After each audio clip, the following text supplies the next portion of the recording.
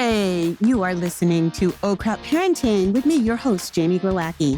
This is a podcast for conscious parents who drop the F-bomb a lot. Hey, you guys. Welcome. I am so excited. I think this is going to be one of my most important episodes I've ever recorded because a lot of things have started to coalesce and make a lot of sense. As you guys know, I'm a reverse engineer. So when I see problems in parenting and potty training and parenting trends that are kind of going awry, I always try to figure out what's going on here, right?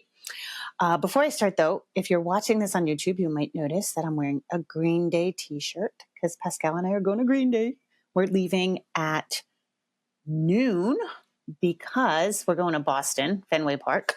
So Boston's a disaster to drive in, first of all. But we also get tickets in the pit. So I just want to say this is the pinnacle of middle age, okay? This is what you're going for. I'm a little proud of myself.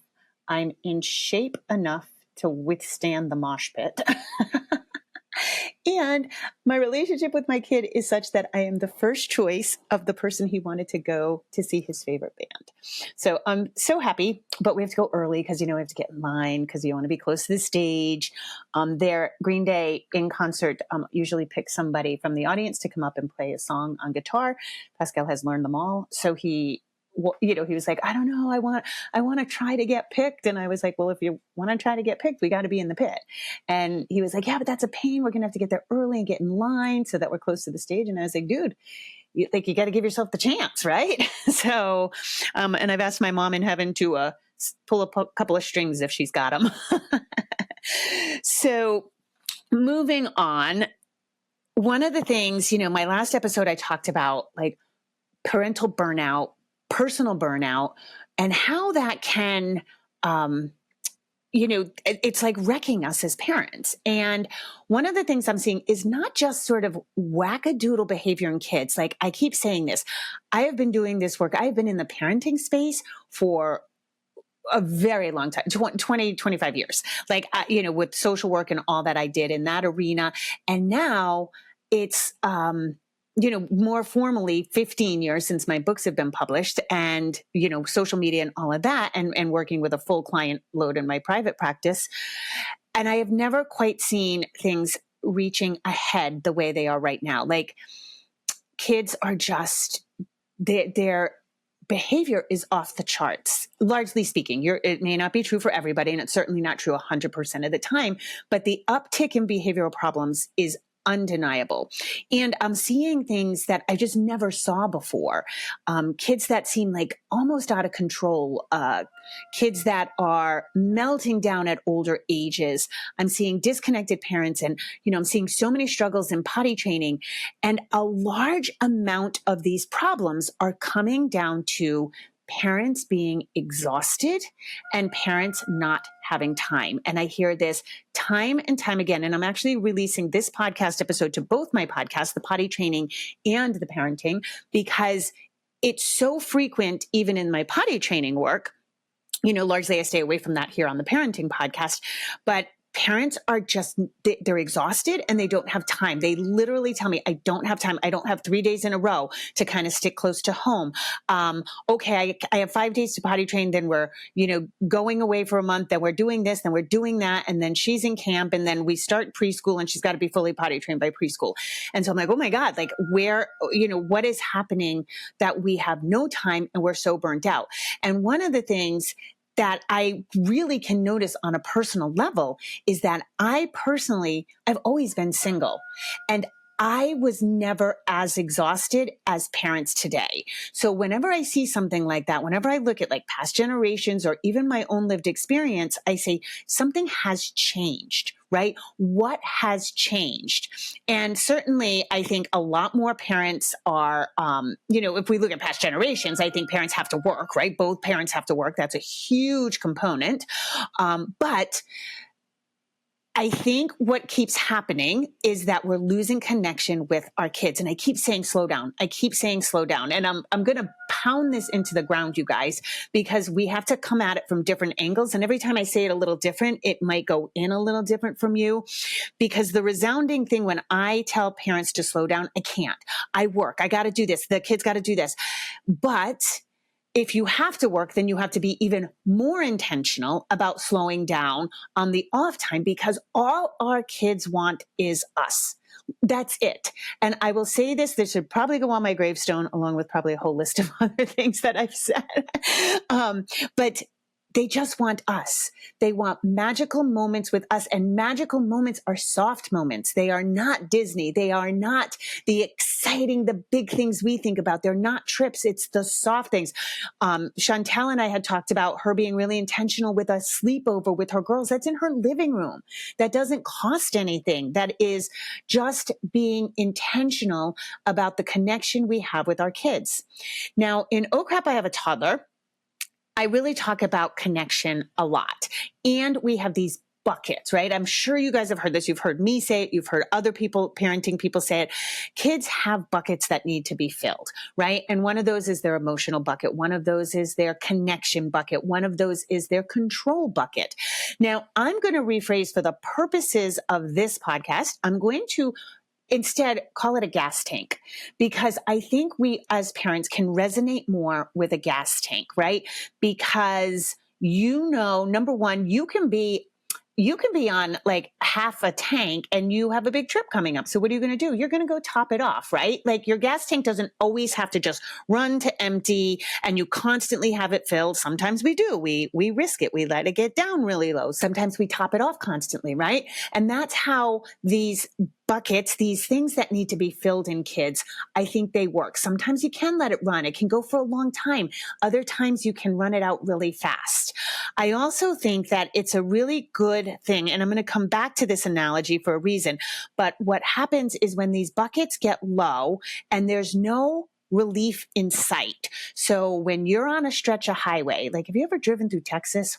Whoa, that's a big drive. It takes like 3 days to get through Texas. And there's these stretches, or just any rural area, like in the middle of the country, stretches of open road, nothing in sight. And you're down to a quarter of a tank. You're going to panic. And when you panic, there's a whole bunch of physiological things that happen to your body. And that's what will happen to you. You will go into crisis mode. What are we going to do? How are we going to do that? And then imagine like your phone battery is on low, and you might not be able to even call for help, right? You would panic. And so I think what happens when these buckets or these gas tanks in our kids, particularly connection and control, when they start getting empty and running low, and our kids don't see anything in sight because they're still not having that time or that emotional energy with us, and we'll talk more about how to do that, they start to freak out, and those physiological changes happen in their body. So when we see undesirable behavior, right? And for some reason, I'm seeing biting, impulse control, like hitting, pushing to the point of getting kicked out of preschools, to the point of like parents searching for a diagnosis, which certainly can be on the table. But I'm also seeing kids get tested for diagnoses and they don't meet the criteria. So it's like this very quote unquote bad behavior that enough to get them attention and specialized attention, maybe a diagnosis test, and they're not meeting the criteria. So the parents are at a loss. And I think a big chunk of the puzzle, and I'm going to say this super slow, because I think it's so important, and I'll repeat it. We look at behavior in a vacuum. We've become a very compartmentalized society. We look at our health this way. We look at our bodies this way. We don't look at all the things that happened before an event. A heart attack does not come out of the blue, right? But we almost look at it like it does. And so we have to look at all the things that happened before your child has this bad behavior. And parents regularly come to me and say, my kid is hitting. I need him to stop hitting. Okay, but what led up to the hitting? Now, certainly in certain situations, like at school or daycare, we may never know. But what we can do is look at our own stuff. How often are you putting off your child because you're doing something, right? No, no, no, I don't have time. No, I know you want to read that book, but I have to cook breakfast. We have to get out of the house. I'll read that book after school. Okay, you can take the book in your car, but the kid, even if they take it in the car, they don't have you, right? Okay, no, no, no, no. Now I have to go change your baby sister. No, I know you want to read the book. Even if you get down on their level and you're like, honey, I know that you want to read this. I see that you're upset. I will get to your book later. You still are putting them off, right? Now you pick them up from school. They're already wound up, wiped out, right? And they may remember they want your attention again. No, no, no, I got to get your snack. No, dinner's on. Oh, we have to get dinner on the table. Why don't you go, go play with your sister, play in the living room in the blocks, right? You still put them off. Now it comes time for dinner. They're in the witching hour. It's 4 to 6, right? Which is the witching hour for kids. That's where you're going to see the worst of them, right? Now they're playing blocks and your 3 or 4-year-old freaks out, pushes the baby because the baby's grabbing for a block. They have nothing left in their tank. Not only that, they don't see an end in sight. So their impulse control is not only not great to begin with at this age, but now think about it. Now there's no end in sight. You've been putting them off all day. They're little. They can't control all this, right? And so it comes out in this crappy behavior. Now, if this is constant, they may wake up like this, right? Because what I see is parents on a treadmill. And so we cannot control certain aspects of our lives, right? Like if you financially have to have both parents working, which is a large majority of people, right? You can't control that necessarily. Now, perhaps you could downsize, do things differently. I have seen that, especially in the homeschool community. I see people, do a lot of sacrifices so somebody can stay home with the kids. So that could be an option that you might want to consider.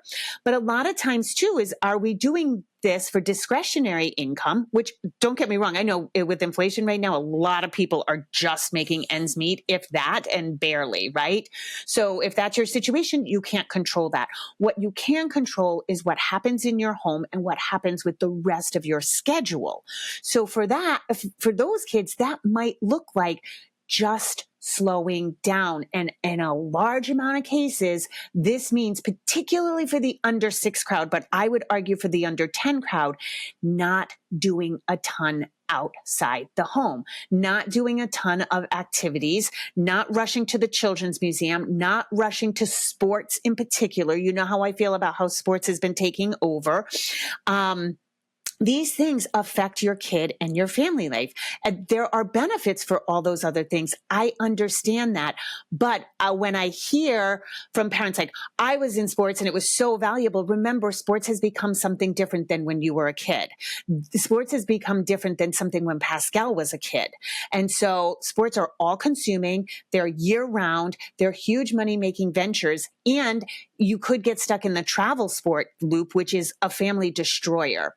And so as Chantel was talking about in that interview, which was a couple of episodes ago, is like, we get to be very intentional about our lives, but we have to look at it and see how we want to feel about it. Now, I think I mentioned this book every episode, Hunt, Gather, Parent. We're doing a book club in our parenting community at our Oh Crap Cafe, the online community, because the author gives like actual how-tos, how to do this. And what we want to do is we want to get their control and their connection gas tanks super full.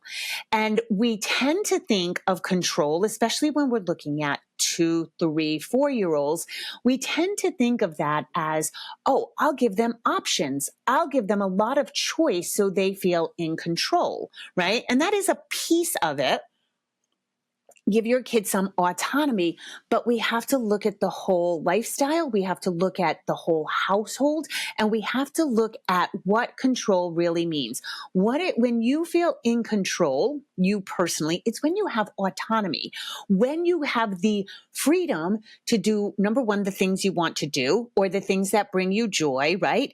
But it also means that somebody's not breathing down your neck, giving you a shit ton of directions, right? Like when you're at your job, and somebody is nitpicking you, you don't feel like you're in control, right? If you have to ask for everything, like imagine being at your job and having to ask to go to the bathroom. That's kind of insane, right? You'd be like, that's not freedom at all. You don't feel in control of your body. So we want to give children control in other ways besides just choosing their clothes or choosing what they have for lunch. That is a piece of it for sure, but there's more to it. It is being part of the family, being part of a larger community, right? Besides themselves, where they feel important and like they're contributing. Okay. So I was talking to a friend and colleague, Jen, about this, and we were talking about her, she went camping with her kids. And in this time that she goes camping, she's always with other adults. And typically on the last day, the kids go do like a last thing and the parents pack up. But this particular trip, it was really rainy. So the other parents took off. So it was just her and her kids. And granted, they're I think, 11 and 13 around there. Sorry, I forget their ages. But I mean, they're older. They're not toddlers. So she was recognizing that, like, wait a minute, if they go off and do their own thing and I'm packing up, especially wet camping gear, and I don't get to do a last thing, I'm going to feel resentful and bitter. So she sat down with them and she was like, okay, this is what's got to happen. Like, it's going to be our last day. We got to pack up by ourselves. You guys, I know you want to do a last thing. She's like, I personally would like to do a last thing. I would like to go into the lake and spend some time swimming. And if I don't get that, I won't have the joy of the camping trip. And our kids were like, okay, they helped her problem solve. They were like, well, I'll do this. You do that. We'll do this together. And just having that conversation, she said, was so joyful because they all problem solved together, which, by the way, counts as connection time, right? Like valuing your kid's opinion, getting them roped into problem solving. Kids have great ideas and they think outside the box, and they got everything done lickety split. They all got to do what they wanted to do for their last thing. And they had a lovely time, the last day. And she was so pleased. She was like, gosh, she noticed the immediate benefits, which were, oh my goodness, like, I got them to help me. They felt part of our family community. They felt like they were useful. They helped, and we got it done, very quickly. And then we all could appreciate the rest of the day, and they appreciated me having fun. And I was like, oh my God, what a great example. I said, can I, mention this on the podcast, because it's such a great example of how we can run our lives, because part of the parental exhaustion that's going on is this. No, the kids don't have to help, giving them this magical childhood. But guess what? We're getting burnt out because nobody's helping, right? But not only are they not helping, think about it. If she had done all of that work by herself, the kids would have been off doing their things. They missed the connection time of problem solving as a family. They missed the connection time of helping each other pack up. So everybody would have been doing their own thing. And instead of coming together as a family, the kids would have been clueless as to the work that went into packing up. And she probably would have gotten mildly resentful, right? And probably tried to hide it because, the kids were having a good time, right? Because we do that. We try not to be resentful. But when you're resentful and try not to be, you get more resentful. And that's when you're on edge and lose your shit at the latest, the slightest thing. So this is like a prime example of how, even in one instance, it may not be all the time right now, but how we can rope our kids into family life. Now, it doesn't have to be like, these like lovely, Instagram accounts where everybody's baking and they're happy.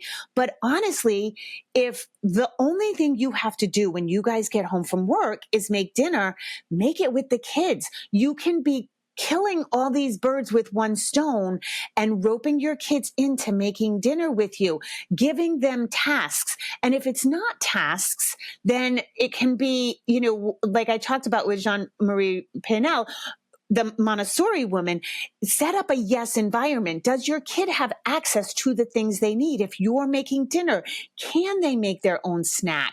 If they're toddlers, do they have a little kitchen that they can wash their own hands? Do they have a step stool and one of those like faucet extenders where they can take care of their own self. Those are the things we want to do so that your child, by building that autonomy, they can do it themselves. They build pride in themselves. They want to be more useful. It feels good to be useful to others.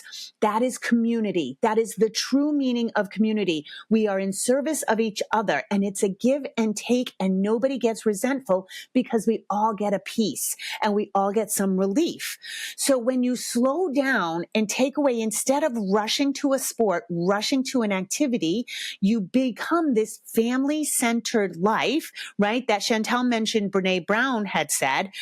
Family focused, you bring so much joy back into your life. You bring so much ease because now you have these kids who are helpful and feel important. And when you feel important, you feel like you have a responsibility. Kids who feel important and part of the familial food chain, if you will, they are less likely to melt down because they have a responsibility. And in Hunt, Gather, Parent, the big premise is kids need employment, right? And it's so funny when we think about it, is like you're going to go to the kitchen and cook and leave your kid in the playroom with their fake kitchen, with fake food, with a not sharp knife to fake them, cut their Melissa and Doug Velcroed apple apart, when we could be connecting with them in the kitchen, teaching them how to cut an apple with a child knife, right? So these things, I've seen it time and time again. I've talked about this before. Kids working with real utensils builds their independence. They feel so proud. You see such less crappy behavior because they rise to the occasion of the knife. And I know this takes a lot of time. This takes a lot of time, and it will be done wrong. And it always isn't like, Instagram worthy. It's not like your kids always cooperate with this, but what are you doing anyway? You're rushing through dinner by yourself to feel resentful, cleaning up dinner by yourself to feel resentful while your kids are off in another room, right? Not aware of the work that goes in, but also just not connecting with you. So this is a time you can decompress. You can talk about your day. And so we have to bring our children into this because of those connection and control gas tanks. Then they feel like they're their own person. And we have so many things fighting against us. I have 4 and 5-year-olds, neurotypical 4 and 5-year-olds still in diapers. I have sleep experts recommending 4-year-olds still be in a crib, yet we want kids to play independently. We want them to be autonomous, right? We want them to feel like they're in control, feel like they're part of the family. We want them, but the first thing we do is take them out of their cage. A crib is a cage. We don't give them the beauty of being in charge of their bodily functions, but we expect all this other behavior from them. So if you're going to infantilize your kid, you're going to get infantilized behavior. That's what's going to happen. So we have to look at the whole. And again, I think all these things, I was just thinking about this and I was like, oh, geez, it's so great. This is pulling in the Montessori episode and the Chantel episode and all the things I've been talking about, because I think, and Jonathan Haidt, the anxious generation, we've got kids who do not feel in control of themselves. They feel scared of taking any risk because we have been on them. We've been keeping them in bubbles, protected bubbles where, they don't experience anything, right? Where even organized sports, very often it's like everybody gets a trophy. Nobody should feel bad. Kids have to experience hard times, and that's how we build resilience, right? Like we're so cautious, eyes on to make sure nobody's picking on them. Nobody's doing this. Nobody's doing that. They need more time by themselves with other kids to go through these hard times, to figure out how to advocate for themselves, how to advocate for each other. And that's really important. If we keep them in these like activity silos where everything's beautiful, everything's protected, then you're going to have an anxious kid. You're going to see all this behavior. And I promise you, because I've been working with clients, I've heard it from friends, I've heard it in the Oh Crap Cafe, that Parents are eschewing with the activities. They're becoming family focused. They're going back to a little bit old school, just family focused, letting the kids be bored, not running from activity to activity. And they're like, it is remarkable the difference I'm seeing in my kids. They are playing nicely together. They're going into deep play. They are not, sometimes they complain they're bored, but they get over it. So I think this is one of those things that we have to reimagine what our daily life is like. So I did want to talk about, because one of the things that happens, so again, let's go back to the gas tank analogy, and you're driving Texas, you got this long stretch of highway, and you realize you banked on a gas station being somewhere along the way, and it's not. Now you're panicking, right? What happens to your body when you panic? The amygdala gets activated, and that's the part of the brain that's responsible for processing emotions, right? Especially fear gets activated. This is the initial trigger for a panic response. Then your hypothalamus, right? The amygdala sends a distress signal to the hypothalamus, which is the command center, right? So if we think of like Inside Out, right? That the command center is right there. Now you've got fear running the whole board, right? Then you get an adrenaline release. So adrenaline like speeds everything up, right? It activates the sympathetic nervous system and it sends signals to the adrenal glands, right? Adrenaline is epinephrine, right? That goes into the bloodstream. This activates a fight or flight response. What is biting? What is hitting? A fight response, right? What is, crying, slamming doors, going into your room, that is a flight response. So if you're seeing these behaviors, you have to say, holy shit, my kid is already on adrenaline release. Yes. So, okay, we got to pull it back, because now your kid's in full blown panic. And the panic, I think, is largely being contributed.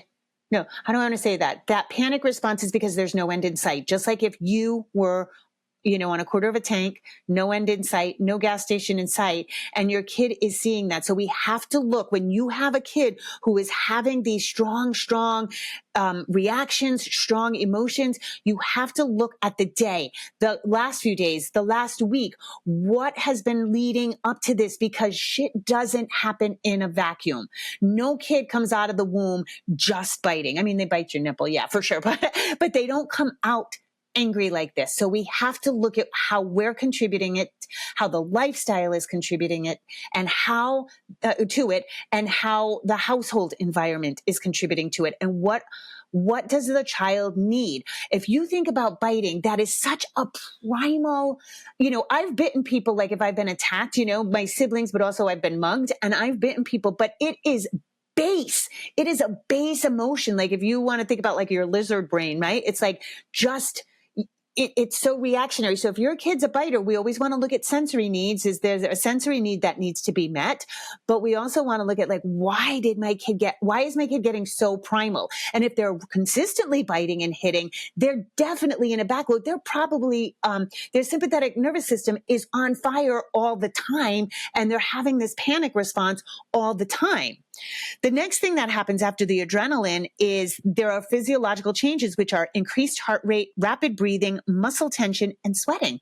So these can be part of a panic attack, but this can also just happen when a child just isn't, they're panicking because they're not seeing the help they need. They're not seeing, it's a broader spectrum, right? It can be acute, but this can also be cumulative. With the cognitive effects, you can have racing thoughts, a sense of impending doom, heightened awareness. Then cortisol is released, and then you can actually just start a feedback loop where this just goes round and round and round. So that is what happens when you start to panic, okay? Now, you and I will panic justifiably on a highway where there's no gas station in sight and we have very little gas left, but your child may panic because somebody took a block, somebody took something from them, but they're already on low, right? It's typically not that acute moment where like, oh, he hits people who take things from him. Yeah, maybe, but typically it's not that acute. It's usually because your child's running on low in some other aspect. And I think going out on a limb here, and I don't want anybody to feel guilty about this. We've all done it. We've all done it. And it's almost like life has gotten away from us. You don't realize these things happen. Just like I talked about with the phone use, technology came on us. We thought it was better than sliced bread. And slowly we realized, oh my God, it's destroying us, right? Now, I think it's the same thing with these activities, with these sports, with all the things that happen for a child in a day. And remember, during the pandemic, I found, especially for the kids under 10, those kids were not bummed out at all. It affected teenagers socially, but I found for the little ones, yes, not being able to play with other kids most certainly affected them socially, but most kids were thrilled to be at home with their parents. And they probably would have been more thrilled if their parents weren't anxious about the pandemic and stressed about trying to work on Zoom and all of that stuff. So if we can create that environment as much as possible, I understand that there are certain things that have to be done, but I think the activities, the sports, and the separating of the family, you go play while I go work. When really, when we look at children's play, it's always imitating adults. If we go back and look at kids, even in other countries, other cultures, they want to mimic, they want to be cooking. They want, kids play house, they play school, they play policeman. They want to do the adult things, right? How many kids have like a miniature bow and arrow or a miniature, whatever? They want to be doing the adult things. And not that I think childhood is like, oh, they should just absolutely be training for adult things. But I think we can include them a lot more and not have these just childlike activities where they can be helping much more. In Hunt Gather Parent, she goes over one of the things I hear frequently from parents is like, no, my kid they don't want to be in the kitchen. They don't want to. Most kids do. And if you hit this at 2, 3, 4 years old, it will morph into bigger chores, more help, that kind of thing. If you're just starting this and your kid's 9 or 10 and you've segregated them off, it may be a little more challenging. But I think that when we are honest, and it's not just like we're trying to do something like, okay, now I'm going to help my kids in the kitchen. You need to be in here with me and help me in the kitchen because it's good for the family. Like, no, when we're honestly engaged, it's like, the kids can't wait to be with us. You know what I mean?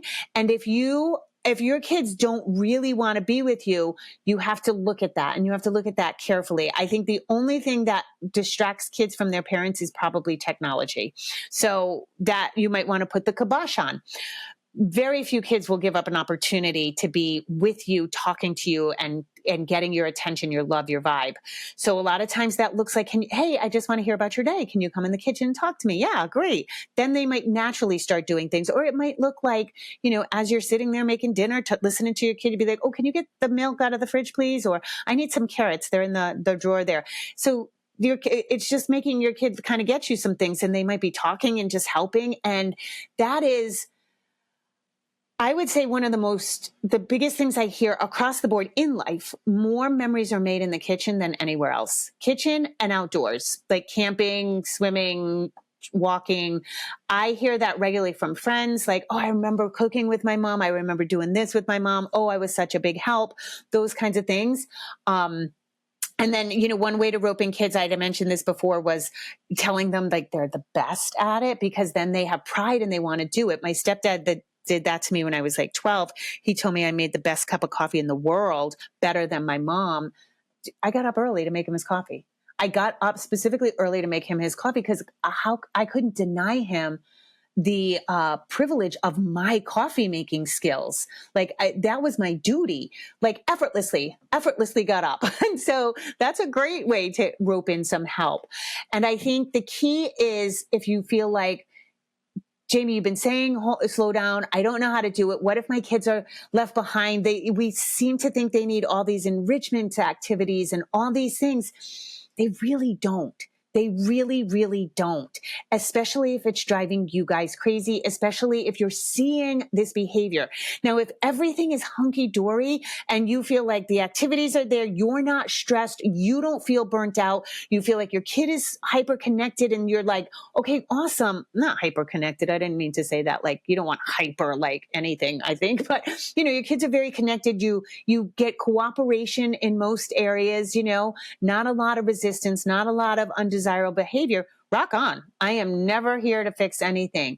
But Anything that's not broke, that is. But if you are seeing these behaviors, resistance, mostly this really coalesced, the idea for this podcast really coalesced when I talked to Chantel, because I thought coming out of that podcast, I was like, this is what I've been trying to say to you guys.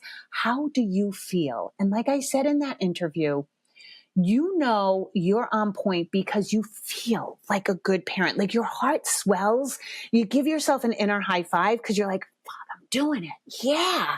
And we all have those moments. Some are fleeting, some are more steady, but you want that warmth in your own body. You want your heart to feel good. And that is your intuition. That means you're living the life that you were meant to lead as a parent. And we all have these visions of what it looks like as a parent, right? We all have these ideas of what our calendar looks like, what our photo albums look like, what our household looks like, what our house looks like, what our day-to-day existence looks like. And it's just not the reality as it turns out, right? And those things are important, but your intuition is this inner thing. And sometimes I find that when I feel like that huge heart, it's the moments I didn't expect. It's the moments like, it was the moment that, when I originally went to Green Day with Pascal, I did an episode about that a couple of years ago. Like I was like, fuck, I'm doing this. Oh, that's it. I want more of this. And so becoming intentional, you can create so much more of your life than you think you can, but you've got to buck the systems. You have to buck some of the systems. And that might mean like, I'm not buying into this. Kids are behind. Kids are not behind. It might mean, okay, my kid's starting soccer at 10. I don't care if they don't make the best team. I don't care if, it might look like that. It might look like, switching things. It might, if you have the fortitude and the wherewithal and the resources, it might look like a total upheaval to your life. I had a friend who, her and her husband were having a schism. The kids were being, not well, everything was just chaotic for her. And they all moved to Thailand. They gave up everything and moved to Thailand. And they were like, we need to be where there's a much lower cost of living so we can just reconnect as a family. And they held their family together by doing that. And so sometimes it's severe shifts and sometimes it's more subtle shifts. But if you are being met constantly fighting with your kids, if you are constantly so exhausted that you cave to your child's, tantrum, that you can't manage bedtime, you can't find the time to potty train, your kids are always falling out, everything just feels like so chaotic, you've got to stop. Take a look around and start with how those moments, go back to those moments. When was the last time I felt like super full, like my parenting bucket was full, like I did, like I just felt dead on. And sometimes it's like we have the right words. Like I had this recent with my mom passing. Pascal came home from camp. He was at camp for a week and decided to stay. It's a family camp, and he goes with my aunt, who is my mom's sister, and he was away for a week. And they decided to stay. They were together so they could share the bad news with family. And then it was really great because I got to process my mom's death. I got to process losing my mom before I had to help Pascal process. But when he came back, I think we talked for about 4 hours. And he said, Mom, you just thank you. You made me think of this in a different way. I said all the right words. And I was like, when does that ever happen? And so it was one of those moments for me where I felt that heart expansion of like, okay, all right. And he's 18 and I'm still like, all right, I'm doing this, right? I'm doing this well. So yeah. I just want to look at my notes and make sure I didn't, miss anything. Cause again, I feel like this is one of the most important things. I did want to say one more thing about these undesirable behaviors. Again, parents come to me and they say, my kid's hitting, my kid's, throwing tantrums all day long. I need them to stop. And I'm like, okay, again, we have to look at what is happening beforehand, not just hours, not just days, but even weeks. Where is the deficiency? If we look at these behaviors and think, okay, what is deficient in my child's life that I can help them bolster up? And it may even be nutrition. It could be sleep. It could be, maybe, one of your spouses is deployed. It could be a death in the family. What are they deficient in? They're missing something. What can I do to bolster that up? But we also have a weird thing going on right now where it's like, hey, if you don't want your kid to hit, you say, no, no, no, don't hit. But we don't give them any backup skills, right? And so that's that thing that I always talk about, that like, yes, you need to do something in the moment. We often need a Band-Aid approach, right? Which might be the go to your room strategy, or it might be like sitting and breathing with them. We need a Band-Aid approach, but we also need to be looking underneath. And part of this is skill building, which is like, hey, when I get angry, storytelling is the best thing, right? When I get angry, I want to punch people in the face, but I can't do that.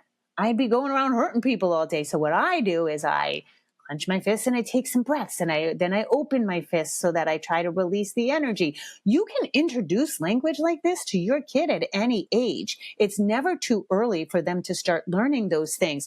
But whatever it is, you want to give them other skills, other things to do. And that's up to you in your household. It might be going outside barefoot and just looking at the horizon. It might be the strategy of like, okay, let's calm down and let's five yellow things, 4 green things. That's a strategy. But I do find that when we're connected like this, we need less strategy. So parents want scripts, they want strategies, they want lists. And so often I have bucked up against that, because I say, like, it's going to be different for every kid. Like, there's no script that's going to work for every kid. There's no script. The thing I really realized is I don't like those things because they take you out of the moment. And if your child's gas tanks are all full and you're communicating as a family and you're acting as a family and a community, and your child feels a part of that, you're not going to need these strategies. You don't need strategies because you are so aware of what your child needs in that moment. You can see, you're connected. So you can say, oh, no wonder you hit your brother. Usually in the morning we do X, Y, and Z, and I didn't have time today. I am sorry. Let's go do something, let's do X, Y, and Z now. So I think that is the thing that I'm most happy that I have sort of, again, coalesced all this information. And I'm like, this is what's happening. This is what's happening. We're segregating our kids. And a lot of that has to do with sports activities and us just running around, running ragged, and not involving our kids in the community. So, all right, I've pontificated enough. I will... I hope you find that useful. To me, this was like a hammer over my head, because I was like, this is what went wrong. This is what's going on with kids today. They're just not feeling like they're part of our lives. They're not feeling like they're important. They're not feeling like they're in control of their own bodies, and that they can't, that translates directly to this like high reactions, crazy behavior. All right. As always, I appreciate you guys. I appreciate you listening. And as always, rock on. Have a beautiful day. Okay. Bye, everyone. Just a reminder, if you need additional resources, I have Oh Crap Potty Training. I have Oh Crap, I Have a Toddler. Those books are available everywhere you want to find a book. You can also go to my website, jamieglowacki.com, where you can book private sessions with me, buy any of my courses. Those are really geared towards potty training help. And also I'm on Instagram. I'm not on Facebook anymore, and I'm not on Twitter. I'm on Instagram, jamie.glowacki, and I do a lot of lives and usually posting a lot of good information. So those are extra resources for you. And as always, rock on. Have an awesome day.